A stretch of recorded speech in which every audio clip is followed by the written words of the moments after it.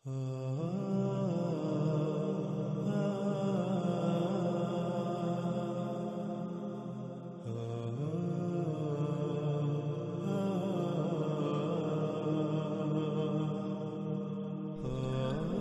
گزشتہ ایک ساتھ میں دعوت الارض کے موضوع پر قرآن الحکیم سے تفصیل کے ساتھ بات ہو چکی۔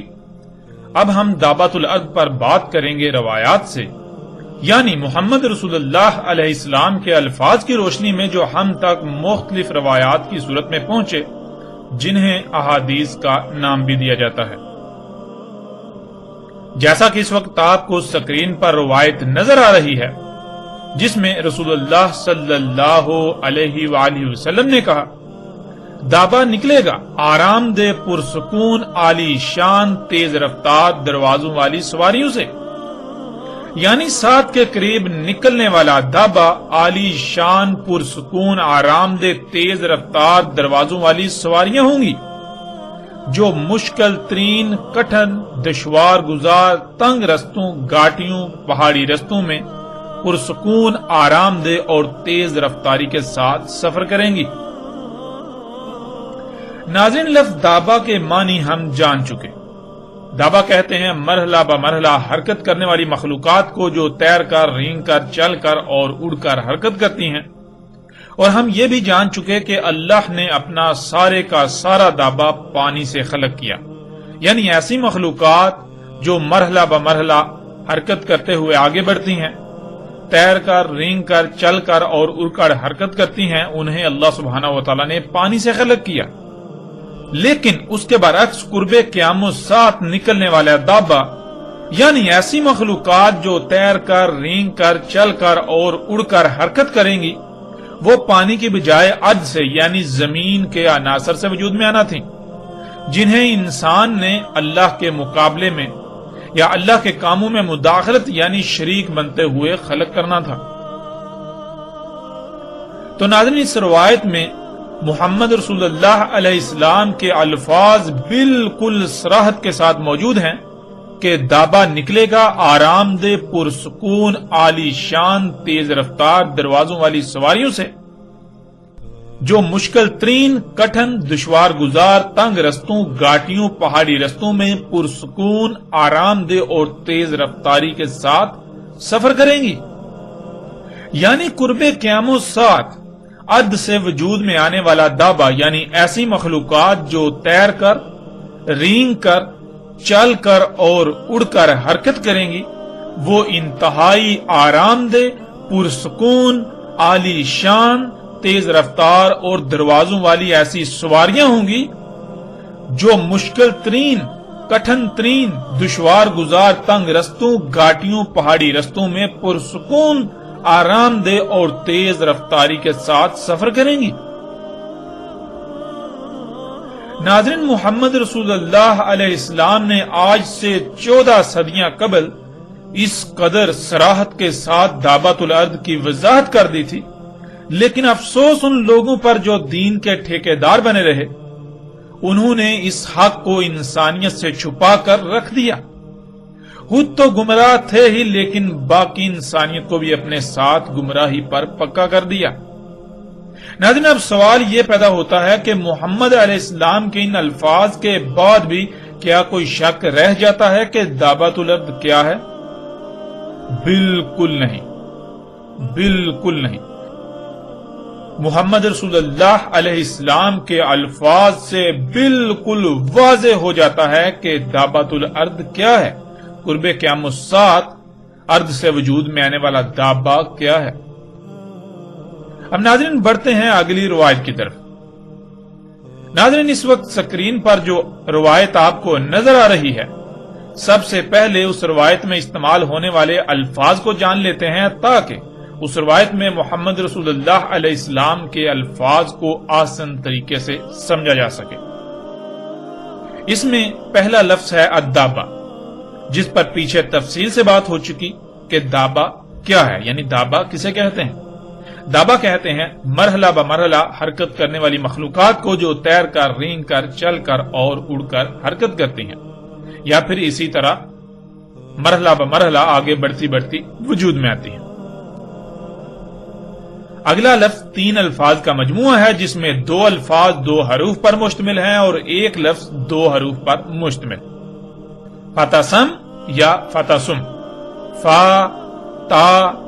سم یا سم. واضح رہے یہ لفظ سم یا سم سین سے ہے، نہ کے سے یعنی سا سے. فا کے معنی ہے پس یعنی ہوگا ہی ہوگا، جو کہا جا رہا ہے وہ ہو کر رہے گا. تا کہتے ہیں پیچھے جو بھی عوامل ہیں ان کے ساتھ یا ان کی وجہ سے یا جس شے کا ذکر کرنا مقصود ہو اس کے لیے حرف تا کا استعمال کیا جاتا ہے. سم یا سم اس کے معنی ہے زہر، ایسا زہر جس سے انسانوں سمیت تمام جانداروں کے اجسام میں مختلف بیماریاں اور خرابیاں پیدا ہوں، جو سب کے لیے موت اور بیماریوں کا سبب بنے. پھر اگلا لفظ آتا ہے خراطیم، جس کے معنی ہے کاربن کے اخراج والا سوراخ، پائپ وغیرہ، سائلنسر، چمنی وغیرہ. انسان جہاں سے کاربن کا اخراج کرتے ہیں یعنی ان کی ناکیں، انہیں عربی میں خراطیم کہا جاتا ہے. اگلا لفظ ہے یغمرون، جو کہ غمر سے ہے جس کے معنی بھر جانے، ہر طرف ایک شے کے پھیل جانے، مکمل ہو جانے وغیرہ کے ہیں. اگلا لفظ ہے المختم یا ختم. زہریلی آب و ہوا، بدبو، نقصان دہ جراثیم وغیرہ سے حفاظت کی خاطر ماسک یعنی ناک پر کچھ ایسی شے کا پہنے ہونا جس کے ذریعے سے آب و ہوا میں موجود زہریلے مادوں، نقصان دہ جراثیموں اور بدبو وغیرہ سے بچا جا سکے. خاتم کہتے ہیں ماسک، گیس ماسک، دھوئیں، زہریلی آب و ہوا، دھول اور نقصان دہ جراثیموں وغیرہ سے حفاظت کی خاطر ناک پر پہنے جانے والا ماسک. محمد رسول اللہ علیہ السلام کے وقت دھول مٹی سے بچنے کے لیے ناک ڈھانپنے کی غرض سے ماسک کی طرح منہ پر جو کپڑا لپیٹ لیا جاتا تھا اسے بھی ختم کہا جاتا تھا، یا گائے، اونٹ، بکری وغیرہ کے منہ پر جو ماسک اس غرض سے چڑھا دیا جاتا تھا کہ وہ جانور کا دودھ نہ پی پائیں، اور جانوروں کو مٹی یا گند کھانے سے بچانے یا فصلوں سے حفاظت کی خاطر انہیں کھلا چھوڑتے وقت ان کے منہ پر جو ماسک پہنا دیا جاتا تھا اسے ختم کہا جاتا تھا، جیسا کہ آپ سکرین پر تصاویر میں دیکھ سکتے ہیں. اب ناظرین آتے ہیں روایت کی طرف. محمد رسول اللہ علیہ السلام نے کہا جن عوامل سے دابا نکلے گا، پس ان عوامل اور دابا اپنے کاربن کے اخراج والے سوراخوں سے انسانوں پر ان کی کاربن کی اخراج کی جگہ یعنی ناکیں زہر آلود کر دے گا، فضا کو زہر آلود کر دے گا، جس میں سانس لینے سے انسانوں سمیت مختلف مخلوقات کو طرح طرح کی بیماریوں کا سامنا کرنا پڑے گا، انہیں اموات کا سامنا کرنا پڑے گا. پھر وہ بھر جائیں گے تم میں، یعنی ہر طرف دابا پھیل جائے گا اور اس کا زہر بھی ہر طرف پھیل جائے گا، اور انسان بھی سب ایسے ہی ہوں گے جو اس زہر آلود آب و ہوا میں سانس لے رہے ہوں گے. ہر طرف ایسا ہی ماحول بن جائے گا، یہاں تک کہ کوئی شخص دابا خریدے گا اسے کہا جائے گا، یعنی اسے پوچھا جائے گا کہ کس سے خریدا، وہ کہے گا اس سے جس نے ناک پر ماسک پہنا ہوا ہے. ناظرین، دابۃ الارض کو سمجھنے کے لیے یہ روایت بہت ہی لاجواب ہے. اس میں محمد رسول اللہ علیہ السلام نے موجودہ وقت، موجودہ معاشرے کو چند الفاظ میں ایسے بیان کر دیا جیسے کہ کسی شے پر بہت تفصیل سے بات کر کے اسے سمجھایا جاتا ہے. محمد رسول اللہ علیہ السلام کے یہ الفاظ صرف اور صرف انہی لوگوں کو فائدہ دے سکتے ہیں جو حقیقت میں مومن ہیں، جو فتنہ دجال کو جان کر اس سے بچنا چاہتے ہیں. اور محمد رسول اللہ علیہ السلام کے یہ الفاظ بھی در حقیقت ایسے ہی اللہ کے غلاموں کے لیے ہیں جن پر دجال کی حقیقت اور وقت کے تقاضوں کو سمجھنے میں مشکل ہو تو ان پر ان چند الفاظ کے ذریعے ساری حقیقت منکشف ہو جائے، ساری حقیقت واضح ہو جائے. ناظرین، آج آپ اپنی آنکھوں سے دیکھ رہے ہیں جس دور میں آپ رہ رہے ہیں اس کے بڑے بڑے شہر بالکل وہی نقشہ پیش کر رہے ہیں جو محمد رسول اللہ علیہ السلام نے اپنے الفاظ میں بیان کر دیا۔ جہاں سے دابا کا اخراج ہو رہا ہے، یعنی جن عوامل سے دابا خلق کیا جا رہا ہے، ان جگہوں کی خراطیم یعنی ان کے کاربن کے اخراج والے سوراخوں سے، جنہیں اردو میں چمنیاں کہا جاتا ہے، ان چمنیوں سے جو مادے طرح طرح کی زہر آلود گیسوں کی صورت میں خارج ہو رہے ہیں، انہوں نے آب و ہوا کو زہر آلود کر دیا۔ اسی طرح انسان کے دابا کی خراطیم یعنی کاربن کے اخراج والے پائپوں، سوراخوں، چمنیوں سے بھی وہی زہر نکل کر آکسیجن کو زہر آلود کر رہا ہے، جو نہ صرف انسانوں بلکہ زمین پر پوری حیات کے لیے بیماریوں اور اموات کا سبب بن رہا ہے،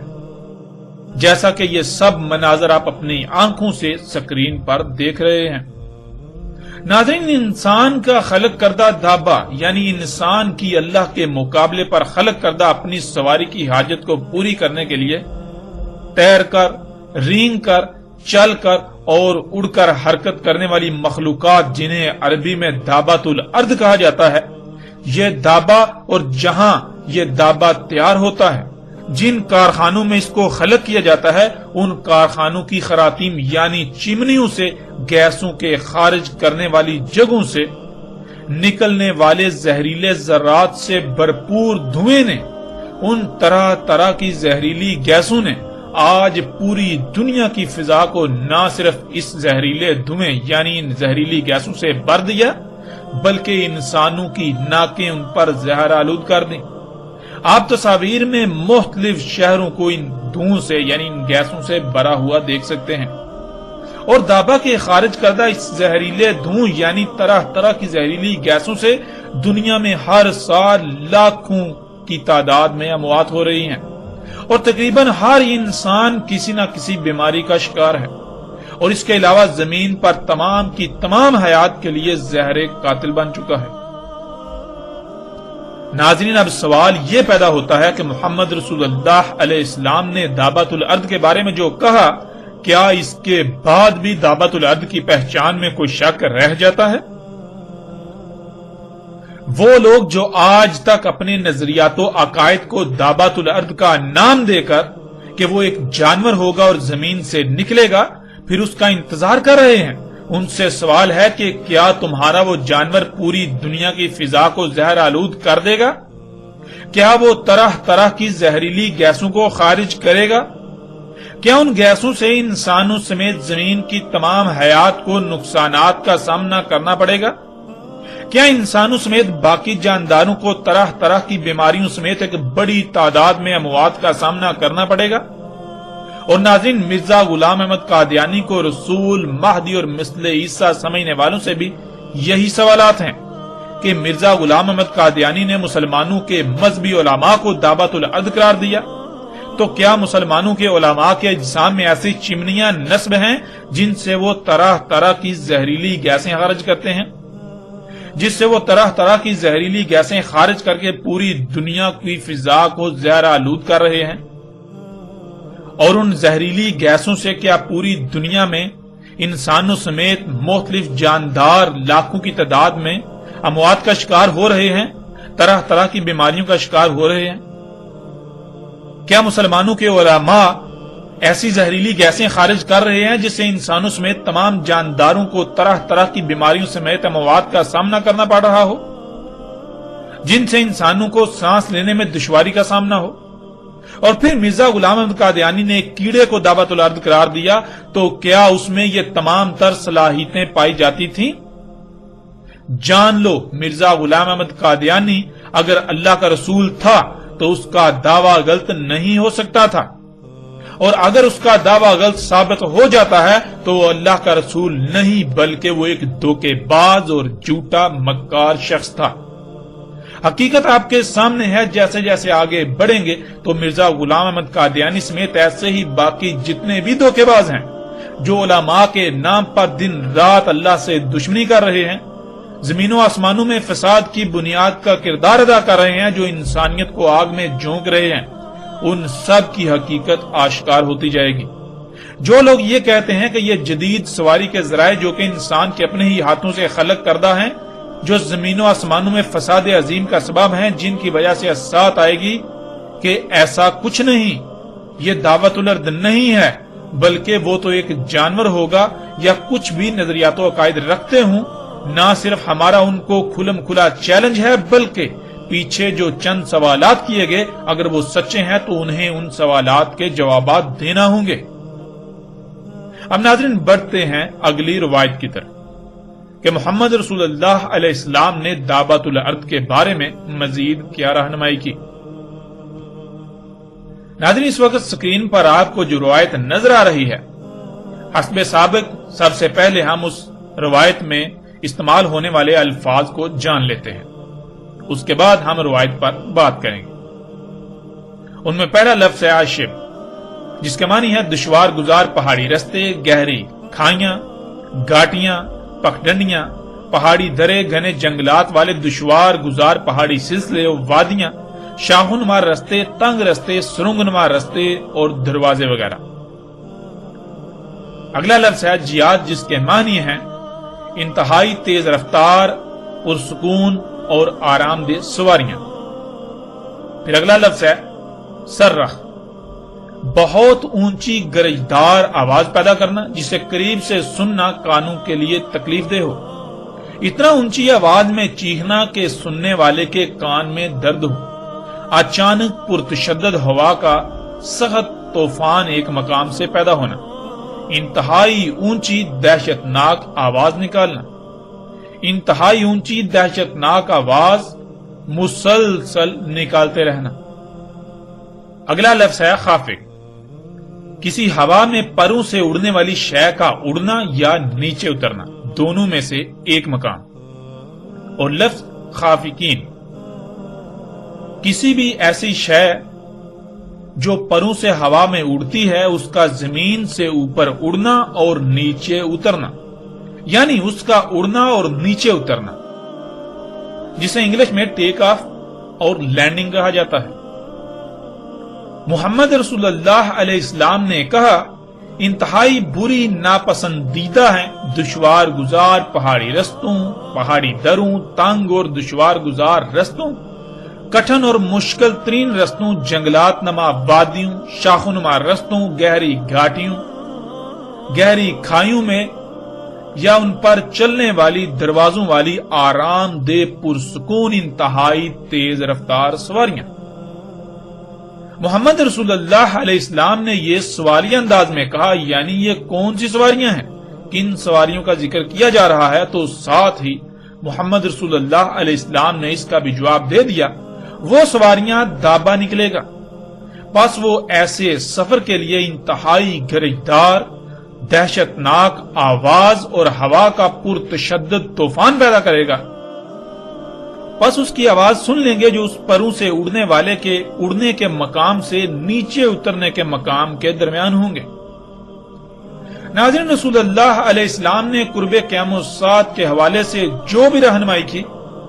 اس میں ایسے ایسے الفاظ استعمال کیے جو ایک تو وسیع المانی ہیں اور دوسرا وہ بہت ہی گہرائیوں اور وسطوں والے ہیں۔ ایک ایک لفظ گویا کہ لا تعداد صفحات پر مشتمل ایک ایک کتاب ہو۔ اس روایت میں محمد رسول اللہ علیہ السلام کے الفاظ کی جتنی بھی گہرائی میں جانے کی کوشش کی جائے وہ کم ہے، لیکن اس کے باوجود یہ چند الفاظ آج کی حقیقت کو ایسے کھول کھول کر بیان کر رہے ہیں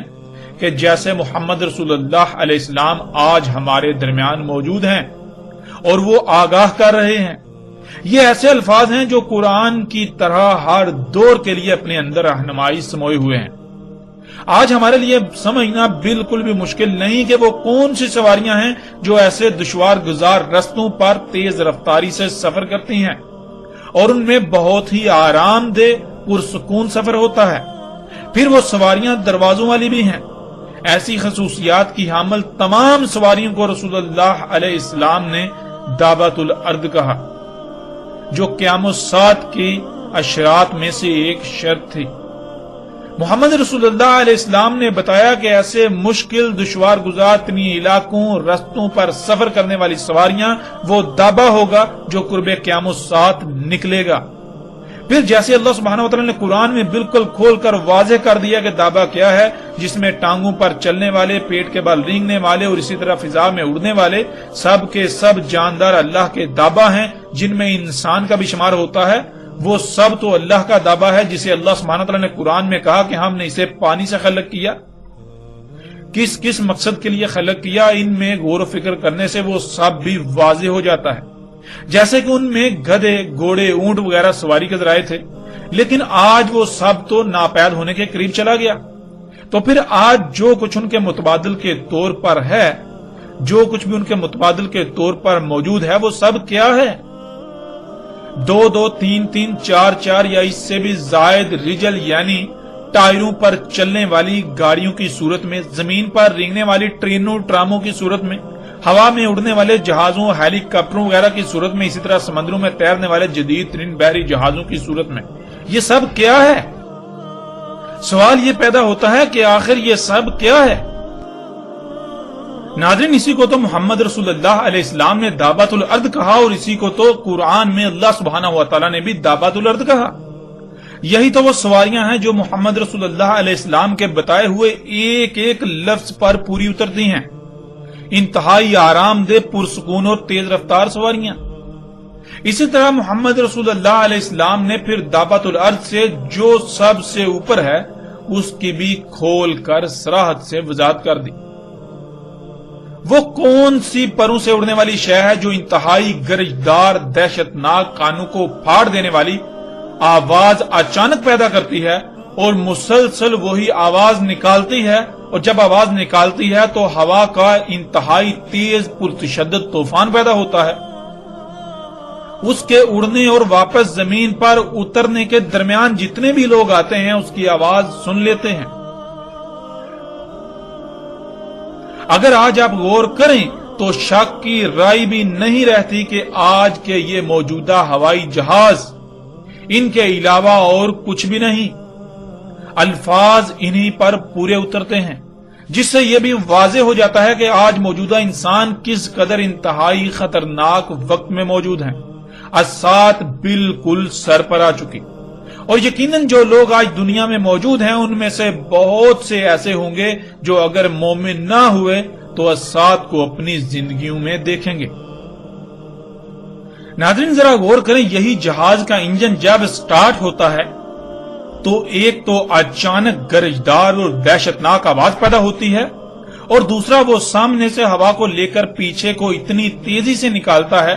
کہ اگر کوئی گاڑی یا انسان وغیرہ اس کے پیچھے کھڑے ہوں تو انہیں اڑا دے گا، اور اگر کوئی شے اس کے انجن کے سامنے آ جائے تو اسے اپنی طرف کھینچ لیتا ہے۔ یوں یہی جہاز پرتشدد طوفان بھی پیدا کرتا ہے۔